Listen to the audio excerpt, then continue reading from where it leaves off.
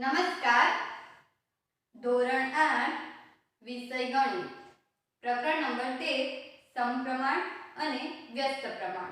મિત્રો, આ પ્રકરણના પ્રથમ લેક્ચરની અંદર આપણે થિયરી જોઈશું. તો આપણે આ પ્રકરણનું નામ જોઈએ તો પ્રકરણનું નામ છે સમપ્રમાણ અને વ્યસ્ત પ્રમાણ. તો નામ પરથી ખ્યાલ આવે કે સમપ્રમાણ જેની અંદર બે શબ્દ છે, સમ અને પ્રમાણ. એવી જ રીતે વ્યસ્ત પ્રમાણ જેમાં પણ બે શબ્દ છે, વ્યસ્ત અને પ્રમાણ. તો સૌપ્રથમ આપણે પ્રમાણ વિશે ખ્યાલ મેળવવો પડે. તો આપણે આગલા ધોરણની અંદર પ્રમાણ કોને કહેવાય તેના વિશે અભ્યાસ કરીને આવ્યા છીએ. તો પ્રમાણ એટલે જ્યારે બે ગુણોત્તર સમાન હોય ત્યારે તેમાં રહેલી ચારેય સંખ્યા પ્રમાણમાં છે તેમ કહેવાય. એવું આપણે આગલા ધોરણમાં ભણી આવ્યા છે. તો આપણે પ્રમાણ વિશે જોયું, એની અંદર આપણે ગુણોત્તર વિશે ખ્યાલ આવ્યો. તો આપણે સૌપ્રથમ ગુણોત્તર કોને કહેવાય તેના વિશે ખ્યાલ મેળવીશું. ત્યારબાદ પ્રમાણ કોને કહેવાય તેના વિશે ખ્યાલ મેળવીશું અને પછી આપણે આ પ્રકરણમાંના જે હેડિંગ છે કે સમપ્રમાણ અને વ્યસ્ત પ્રમાણ તેના વિશે અભ્યાસ કરીશું. તો શરૂઆત કરીએ. ગુણોત્તર એટલે શું? આપણે ગુણોત્તર અને પ્રમાણ વિશે આગલા ધોરણમાં ભણી જ આવ્યા છે. તો એનું આપણે અહીં શું કરીશું? પુનરાવર્તન કરીશું. તો ગુણોત્તર આપણે ક્યારે શોધીએ કે જ્યારે એક સંખ્યા બીજી સંખ્યા કરતાં કેટલા ગણી કે કેટલામાં ભાગની છે એવું આપણે દર્શાવવાનું હોય ત્યારે ગુણોત્તરનો આપણે ઉપયોગ કરીશું. તો એક સંખ્યા બીજી સંખ્યા કરતાં કેટલા ગણી અને કેટલામાં ભાગની છે તે દર્શાવતી સરખામણીને આપણે કહીશું ગુણોત્તર.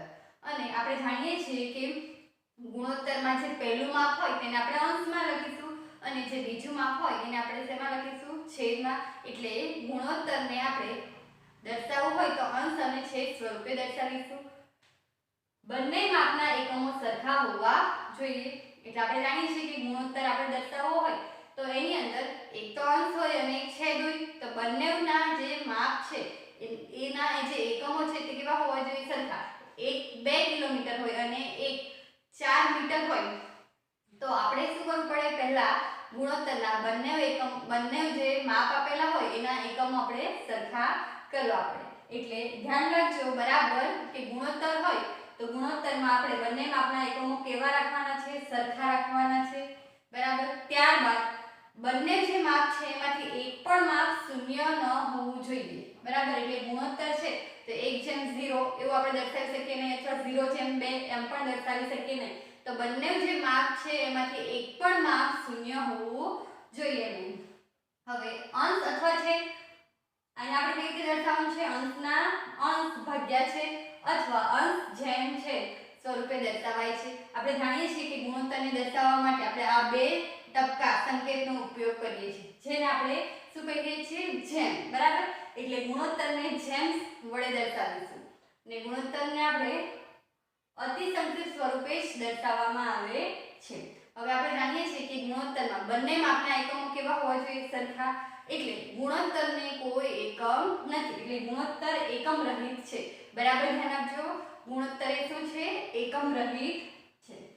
હવે ગુણોત્તર શોધતી વખતે જે સંખ્યા પહેલી હોય તેને આપણે અંશમાં લખાય અને જે બીજી સંખ્યા હોય તેને આપણે શેમાં લખીશું? છેદમાં. એટલે આપણે જ્યારે પણ ગુણોત્તર શોધવું હોય તો જે પહેલું માપ આપેલું હોય એને આપણે અંશમાં લખીશું અને જે છેલ્લું માપ આપેલું હોય એટલે કે જે બીજું માપ આપેલું હોય એને આપણે શેમાં લખીશું? છેદમાં. તો આપણે ગુણોત્તર એટલે શું ખ્યાલ મેળવ્યો? ગુણોત્તર કોને કહીશું? કે જ્યારે આપણે કોઈ સંખ્યા કેટલા ગણી કે કેટલામાં ભાગની છે એવું શોધવું હોય. બરાબર. ત્યારે આપણે ગુણોત્તરનો ઉપયોગ કરીશું. ગુણોત્તરમાં બંને માપના એકમો સરખા હોય, એક પણ માપ શૂન્ય હોવું જોઈએ નહીં. ગુણોત્તરને હંમેશા અતિ સંક્ષિપ્ત સ્વરૂપે દર્શાવવામાં આવે છે. ને અતિ સંક્ષિપ્ત સ્વરૂપ એટલે શું? અંશ અને છેદમાં આપણે જો અવયવ પડતા હોય તો પાડીને અવયવ શું કરવાના? ઉડાડી દેવાના છે. બરાબર. એનું શું થશે? અતિ સંક્ષિપ્ત સ્વરૂપ. ને ગુણોત્તરને કોઈ એકમ નથી. તો આટલો ગુણોત્તરનો ખ્યાલ મેળવ્યો. ત્યારબાદ આપણે પ્રમાણ માપ વિશે જોઈશું. તો પ્રમાણ કોને કહેવાય? તો જો આપેલા બે ગુણોત્તર સમાન હોય તો તેમાં રહેલી ચારેય સંખ્યા પ્રમાણમાં છે તેમ કહેવાય. એટલે આપણે ગુણોત્તરનો ખ્યાલ મેળવ્યો તો ગુણોત્તર શું છે તમને ખ્યાલ આવી ગયો? 2/3 લખીએ, 5/2 લખીએ, બરાબર. તો એ શું થશે? ગુણોત્તર. તો એવા બે ગુણોત્તર કેવા હોય? સરખા. તો તેમાં રહેલી ચારેય સંખ્યા પ્રમાણમાં છે તેમ કહેવાય. આપણે ઉદાહરણ જોઈએ એટલે તમને ખ્યાલ આવશે. અહીં 1/6 છે અને એક ગુણોત્તર છે 1/6 અને બીજો ગુણોત્તર છે 2/6. તો આને આ જે બંને ગુણોત્તર, આ પ્રથમ ગુણોત્તર અને આ બીજો ગુણોત્તર પ્રમાણમાં છે કે નહીં એ આપણે ચકાસીએ. તો 1/6 છે તો એ અતિ સંક્ષિપ્ત સ્વરૂપે જ છે, બરાબર. હવે આપણે 2/16 એટલે 2/12 લખી શકીએ. સોરી 2/12 છે તો એને આપણે 2/12 વડે લખી શકીએ. હવે આપણે એના અવયવ ઉડાડી દઈએ તો 2 અને ઉપર હશે 1 એટલે શું આવશે? 1/6 આવ્યું. તો આ 2/12 અને 1/6 જેવું જ છે, બરાબર. એટલે આ બંને ગુણોત્તર કેવા આવ્યા? સરખા. પહેલો ગુણોત્તર શું છે? 1/6 અને બીજો ગુણોત્તર શું છે? 2/12. જેને આપણે અતિ સંક્ષિપ્ત સ્વરૂપે દર્શાવીએ તો કેટલું આવશે? 1/6. તો એના પરથી આપણે કહી શકીએ 1/6 અને 2/12 એ પ્રમાણમાં છે. તો એને આપણે પ્રમાણમાં છે એમ લખવું હોય તો કેવી રીતે લખી શકીએ? તો આપણે જાણીએ છીએ કે આ 1/6 એટલે આ એક ગુણોત્તર થયો. બીજો ગુણોત્તર શું છે? 2/12. આ બંને ગુણોત્તર પ્રમાણમાં છે એવું દર્શાવવું હોય તો આપણે આ રીતે દર્શાવીશું, બરાબર. 1/6 અને 2/12 એ પ્રમાણમાં છે એમ એને દર્શાવવું હોય તો આપણે આ રીતે દર્શાવીશું, બરાબર. ધ્યાન રાખજો, બરાબર. હવે જ્યારે પ્રમાણમાં હોય ત્યારે ચાર પદ હશે. આ પહેલું, બીજું, ત્રીજું અને ચોથું, બરાબર. તો પ્રમાણમાં કોઈ સંખ્યા હોય તો એમાં કેટલા પદ હશે? 4 પદ હશે. આને આપણે પ્રથમ પદ કહીશું, આને આપણે બીજું પદ કહીશું, ત્રીજું પદ અને આ ચોથું પદ, બરાબર. તો આ કેવી ચારે ચાર સંખ્યા પ્રમાણમાં છે કે નહીં એવું આપણે શોધવું હોય તો કેવી રીતે શોધી શકીએ? તો પ્રથમ પદ અને છેલ્લા પદનો ગુણાકાર કરીએ. તો પહેલું પદ અને છેલ્લા પદનો ગુણાકાર કરીએ તો 1/12 થશે. એવી જ રીતે બીજું પદ અને ત્રીજા પદનો ગુણાકાર કરીએ તો એક ગુણાકાર જો સમાન આવે તો આપેલ ચારેય સંખ્યા પ્રમાણમાં છે તેમ કહેવાય. જો આપણે 1 અને 12 નો ગુણાકાર કરીએ તો 12 આવશે. એવી જ રીતે 6 × 12 કરીશું તો કેટલા આવશે? 12, બરાબર. 6 × 2 કરીશું તો કેટલા આવશે? 12. 1 × 12 તો 12 આવ્યો. 6 × 2 તો કેટલો આવ્યો? 12. તો એના પરથી આપણે કહી શકીએ 1/6 પ્રમાણમાં છે 2/12. બંનેનો ગુણાકાર કેટલો આવ્યો? સરખો આવે. આપેલી સંખ્યા ચારે ચાર સંખ્યા પ્રમાણમાં છે તેમ કહેવાય. જો ચારેય સંખ્યાઓ પ્રમાણમાં હોય તો પ્રથમ અને ચોથી સંખ્યાનો ગુણાકાર તથા બીજી અને ત્રીજી સંખ્યાઓનો ગુણાકાર કેવો થાય? સરખો થાય. આપણે જો 1 × 12 કરીએ તો કેટલો આવ્યો? 12.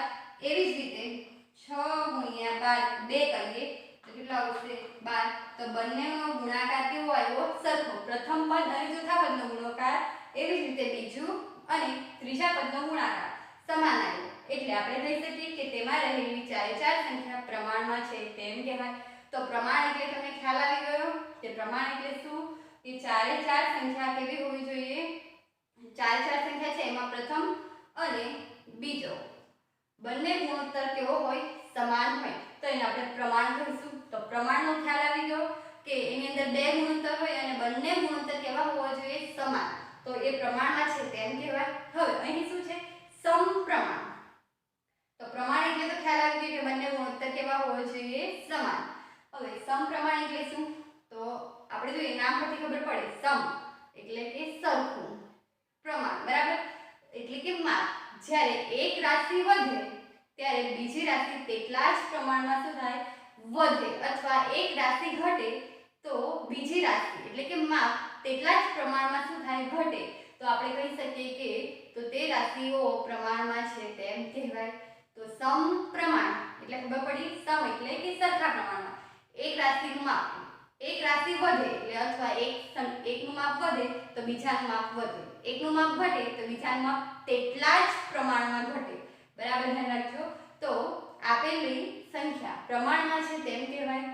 તો સમપ્રમાણ, બરાબર. સમપ્રમાણ એટલે શું? જ્યારે એક રાશિ વધે ત્યારે બીજી રાશિ તેટલા જ પ્રમાણમાં શું થાય? વધારો થાય. બરાબર.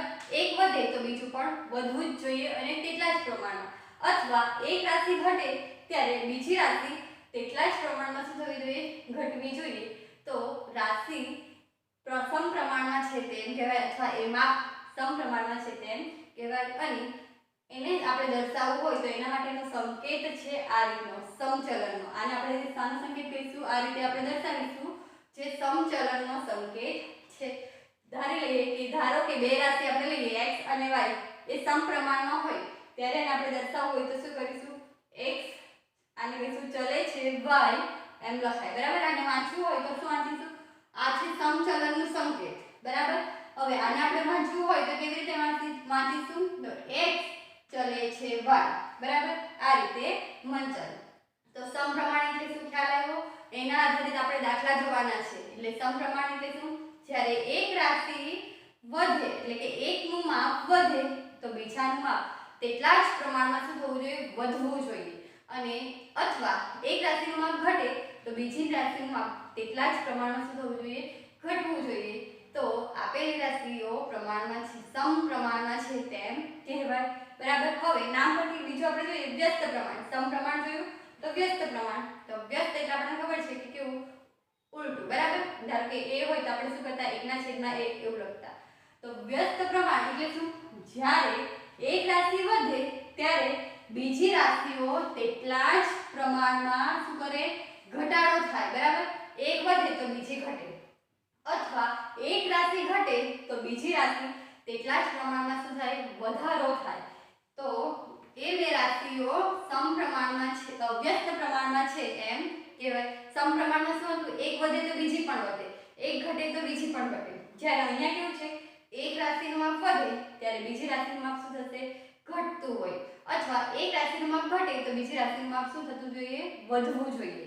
તો એ બે રાશિઓ વચ્ચે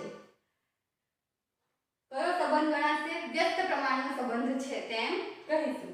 આપણે જોઈએ, ધારો કે બે રાશિઓ લઈએ x અને y એ વ્યસ્ત પ્રમાણમાં હોય ત્યારે આપણે લખવું હોય તો x ચલે છે 1/y લખી શકાય. ધ્યાન રાખજો આ વ્યસ્ત પ્રમાણમાં છે. સમપ્રમાણમાં હોય તો આપણે શું લખીએ, x જો વધે તો y પણ વધે. જ્યારે વ્યસ્ત પ્રમાણ એટલે શું, એક વધે તો બીજું શું થાય, ઘટે. બરાબર. એટલે 1/y લખીશું. એટલું ધ્યાન રાખજો. તો તમને ખ્યાલ આવ્યો હશે કે સમપ્રમાણ કોને કહેવાય અને વ્યસ્ત પ્રમાણ કોને કહેવાય. તો હવે આપણે સ્વાધ્યાય જોવાનું છે જેની અંદર આપણે રકમ આપેલી હશે અને એ રકમની અંદર સમપ્રમાણ લાગુ પડશે કે વ્યસ્ત પ્રમાણનો સંબંધ લાગુ પડશે એ આપણે નક્કી કરવાનું છે અને ત્યાર પછી આપણે એના આધારિત દાખલાઓ ગણવાના છે. તો આશા રાખું છું કે તમને સમપ્રમાણ એટલે શું અને વ્યસ્ત પ્રમાણનો ખ્યાલ આવ્યો હશે. સમપ્રમાણ એટલે એક વધે તો બીજું વધે, એક ઘટે તો બીજું ઘટે. બરાબર. તેટલા જ પ્રમાણમાં એનું માપ શું થાય, ઘટે. જ્યારે વ્યસ્ત પ્રમાણ એટલે શું, એકનું માપ વધે તો બીજાનું માપ તેટલા જ પ્રમાણમાં શું થાય, ઘટે. અથવા એકનું માપ ઘટે તો બીજાનું માપ તેટલા જ પ્રમાણમાં શું થાય, વધે. તો એને આપણે વ્યસ્ત પ્રમાણનો સંબંધ કહીશું. તો હવે પછી આપણે સમપ્રમાણ અને વ્યસ્ત પ્રમાણનો સંબંધ શોધીને તેને આધારિત દાખલાઓ જોઈશું. ફરી મળીશું નવા વિડીયો સાથે. આભાર.